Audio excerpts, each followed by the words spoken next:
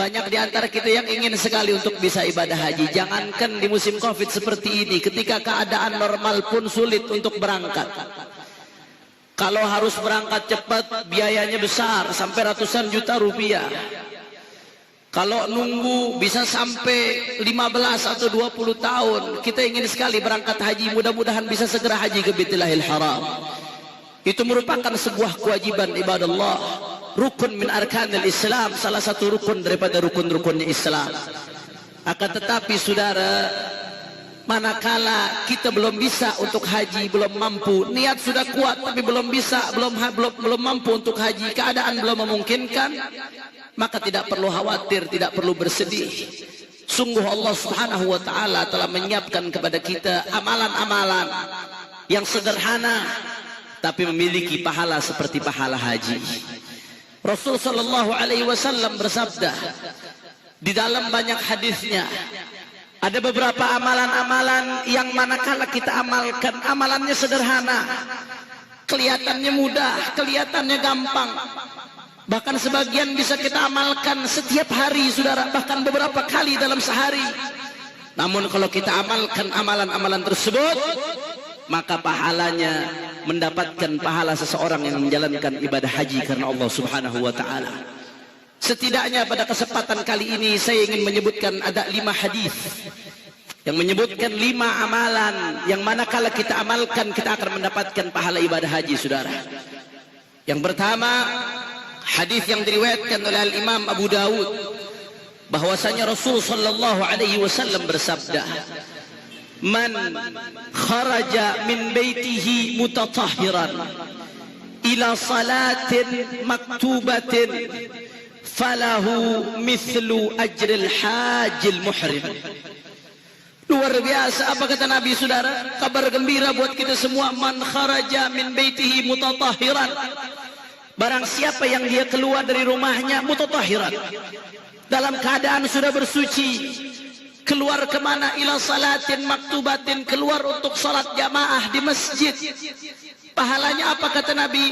Falahu mithru ajril hajil muhrim, maka baginya pahala seperti orang yang sedang haji, yang sedang ihram ibadallah. Subhanallah, sayangnya kita lalai. Andai kita istiqamah melakukan ini 5 hari sekali, 5 waktu dalam 1 hari, 5 waktu dalam 1 hari, kita keluar dari rumah kita dalam keadaan suci untuk sholat fardu 5 waktu saudara, 5 kali kita mendapatkan pahala al-hajjal muhrim. Allahu akbar, Allahu akbar, Allahu akbar, walillahil hamd. Oleh karena itu mulai hari ini jangan kita sia-siakan. Nabi Muhammad sudah kita kasih kita kesempatan, nggak perlu beli visa, tidak perlu keluarkan biaya tiket. Tetap kewajiban haji adalah haji. Haji punya keutamaan yang tidak bisa digeser. Tapi ketika kita belum bisa haji ibadah Allah, ternyata Rasulullah sudah berikan kita sebuah amalan yang kalau kita lakukan bisa mendapatkan pahala haji. Salat 5 waktu di masjid dalam keadaan keluar rumah sudah suci saudara.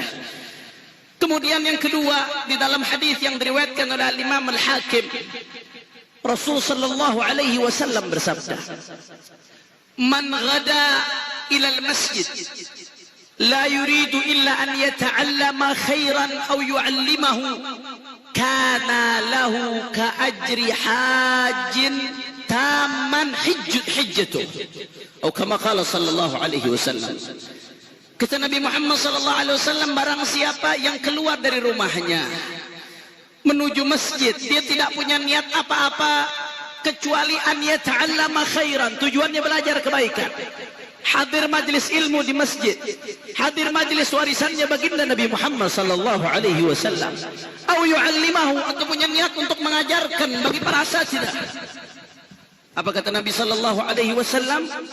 Kana lahu ka ajri hajin taman hijjatuh, maka baginya kata Rasulullah pahala orang yang haji taman, sempurna, hijjatuh, hajinya ibadallah. Mungkin kalau kita haji, hati kita ada niat yang kurang tulus, yang kurang lurus, ada niat pengen dapat gelar haji supaya dihormati, ada niat supaya naik reputasi karena tujuan politik, macam-macam. Mungkin niat kita bisa digoyang, tapi kata Rasulullah, orang pergi ke masjid untuk belajar kebaikan, menuntut ilmu agama atau mengajarkan kebaikan, apa yang dia dapatkan saudara? Pahala seperti orang yang haji dengan pahala sempurna. Allahu Akbar, Allahu Akbar, Allahu Akbar. Itu yang kedua. Kemudian yang ketiga, amalan yang lebih mudah lagi, lebih gampang lagi.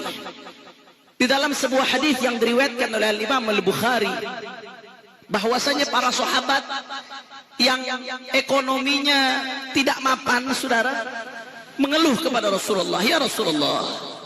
Mengeluhnya bukan karena ekonominya tidak mapan, bukan. Tapi mengeluhnya karena ada kebaikan-kebaikan yang mereka rasa mereka tidak bisa capai. Apa mereka katakan kepada Rasulullah, ya Rasulullah, dhahaba ahlud duthur minal amwal bidarajatil ula wan na'imil muqim, yusalluna kama nusalli wa yasumuna kama nasum wa lahum fadlu amwalin yahujjuna biha wa ya'tamirun wa yujahidun wa yatasaddaqun. Ya Rasulullah, ya Rasulullah, orang-orang yang mampu, yang kaya ya Rasulullah, mereka beruntung ya Rasulullah. Mereka dapat derajat tinggi, mereka mendapatkan kenikmatan nanti di surga ya Rasulullah. Bagaimana tidak? Mereka sholat seperti kami sholat, mereka puasa seperti kami puasa ya Rasulullah. Akan tetapi ya Rasulullah, walahum fadlu amwalin, mereka punya kelebihan harta ya Rasulullah. Kelebihan hartanya bisa mereka pakai buat haji, kami nggak bisa ya Rasulullah. Kelebihan hartanya bisa mereka pakai buat umrah, kami nggak mampu ya Rasulullah. Kelebihan hartanya bisa mereka pakai buat jihad, kami tidak mampu untuk beli peralatan jihad ya Rasulullah. Kelebihan hartanya mereka bisa pakai gunakan untuk sedekah, boro-boro sedekah kami tak mampu untuk sedekah ya Rasulullah. Mereka mendapatkan derajat tinggi, tapi kami tidak bisa mendapatkan apa yang mereka dapatkan, saudara. Rasulullah mendengar keluhan dari sahabat seperti itu. Rasulullah memberikan solusi. Ala ukhbirukum bi amrin in akhadtum bihi adraktum man sabaqakum wa lam yudrikkum ahadun min ba'dikum. Tidaklah mau kalian aku beri kabar tentang satu amalan, kalau kalian lakukan amalan tersebut kalian bisa menyusul mereka yang mendahului kalian, dan orang-orang setelah kalian tidak akan bisa menyusul kalian. Apa amalan itu ya Rasulullah? Ternyata amalannya sangat mudah, tapi sering kita tinggalkan, saudara. Kata Rasulullah, tusabbihun wa tahmadun wa tukabbirun khalfa kulli salah 33. Amalannya mudah, gampang. Apa? Setiap selesai salat baca tasbih subhanallah 33 kali, alhamdulillah 33 kali, Allahu Akbar 33 kali. Kalau istiqamah melakukan ini, maka kalian akan bisa menyusul mereka orang-orang kaya, dan orang-orang setelah kalian tidak bisa menyusul kalian. Allahu Akbar, Allahu Akbar, Allahu Akbar, walillahil hamd. Amalan sederhana, gampang, hanya menghabiskan waktu mungkin 2 atau 3 menit, saudara. Subhanallah 33 kali, Allahu Akbar, alhamdulillah 33 kali, Allahu Akbar 33 kali. Sederhana, gampang, mudah, hanya 3 menit. Tapi kalau kita amalkan, begitu tinggi yang kita dapatkan. Akan tetapi sayang, 1000 sayang kita suka lalai. Karenanya mulai hari ini jangan pernah lagi kita tinggalkan, saudara. Itu yang ketiga. Kemudian yang keempat, amalan yang kata Rasulullah, manakala kita lakukan kita bisa mendapatkan pahala seperti orang haji. Ibadallah, apa yang keempat? Sebagaimana diriwayatkan oleh Imam Tirmidzi, bahwasanya Rasul sallallahu alaihi wasallam bersabda, man shalla subha fi jama'atin thumma jalasa fi musallah yadhkurullah hatta tatlu'a asy-syams thumma shalla rak'atain falahu mithlu hajjatin wa umratin tammah wa fi riwayatin tammah. Kata Nabi Muhammad sallallahu alaihi wasallam, ada satu amalan yang kalau kalian amalkan, kalian akan mendapatkan bukan hanya pahala haji, hajjah wa umrah, haji dan umrah. Bukan hanya sekedar haji dan umrah. Haji umrah bisa diterima, bisa ditolak, bisa dapat pahala, bisa tidak. Tapi kata Nabi, tamah 3 kali Nabi sebut sempurna pahalanya, saudara. Apa amalan tersebut? Kata Rasulullah, perhatikan baik-baik. Man shalla subha fi jama'atin, barang siapa yang sholat subuh berjamaah. Ini yang pertama syaratnya. Kemudian yang kedua, thumma jalasa fi musallahu yadhkurullah hatta tatlu'a syams. Syarat yang kedua, setelah sholat subuh dia nggak langsung diri atau tidur lagi, tapi setelah sholat subuh dia duduk di tempat sholatnya. Jalasa yadhkurullah, duduk bukan duduk ngobrol. Syarat yang ketiga, duduk untuk berzikir kepada Allah Subhanahu wa taala. Sampai kapan dia duduk? Hatta tatlu'a syams, sampai terbit matahari. Syarat yang keempat. Syarat yang kelima, setelah terbit matahari kira-kira 16 menit kata fuqaha, setelah terbit matahari saudara dilanjutkan dengan sholat sunnah isyraq 2 rakaat ibadallah. Barang siapa yang melakukan ini, sholat subuh berjamaah, kemudian dia duduk setelah sholat subuh berjamaah, dilanjutkan zikirnya sampai terbit matahari. 16 menit setelah terbit matahari dia lanjutkan sholat sunnah isyraq 2 rakaat. Apa kata Nabi? Falahu mithlu hajjatin wa umratin tammah. Dia akan mendapatkan pahala seperti haji, umrah sempurna. Allahu akbar. Mudah saudara, gampang, tapi kita sering lalai. Sekali lagi, andai kita lakukan setiap hari, andai anak-anak kita lakukan setiap hari, berapa besar pahala yang kita dapatkan ibadallah. Allahu akbar, Allahu akbar, Allahu akbar, walillahil hamd. Kemudian yang kelima, yang terakhir ibadallah, yang kelima daripada amalan-amalan yang bisa menyebabkan seseorang mendapatkan pahala haji. Apa yang kelima? Diriwayatkan oleh Al-Imam At-Tabrani, begitu juga oleh Al-Imam Al-Baihaqi, bahwasanya ada satu sahabat yang datang ke Rasulullah. Ya Rasulullah, ashtahil jihad walam aqdir alaih.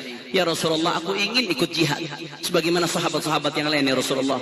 Walam aqdir alaih, tapi aku nggak mampu ya Rasulullah. Mungkin karena ada penyakit atau ada apa, Allahu a'lam.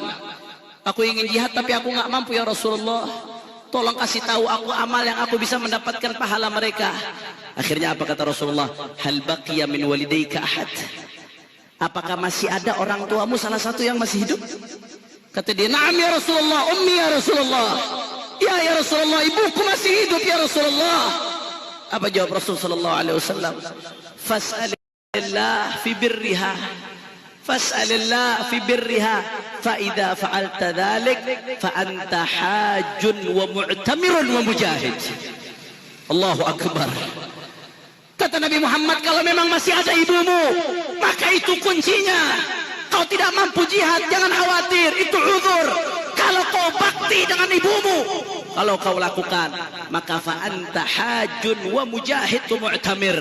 Maka kau seolah-olah orang yang senantiasa dalam keadaan haji, dalam keadaan umrah, dalam keadaan jihad fisabilillah. Saudara, ibu kita, ayah kita, kalau kita betul-betul bakti kepada mereka, maka mohon maaf, kalau kita pakai bahasa sastra saudara, maka Ka'bah ada di rumah kita saudara, Hajar Aswad ada di rumah kita, Mas'a ada di rumah kita, Arafah ada di rumah kita, Multazam ada di rumah kita saudara.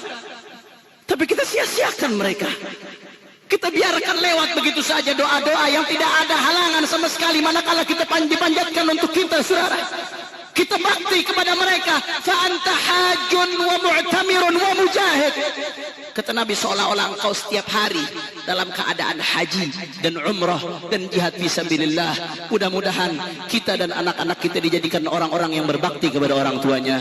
Allahu akbar, Allahu akbar, Allahu akbar. Saudara, 5 amalan tadi sangat sederhana, sangat mudah, sangat gampang, tapi manakala kita lakukan dengan ikhlas akan mendapatkan pahala haji saudara. Saat ini seperti tadi saya katakan, mau berangkat haji susah, tidak gampang. Saya mengatakan seperti ini bukan berarti kewajiban haji gugur, tidak. Haji adalah rukun Islam.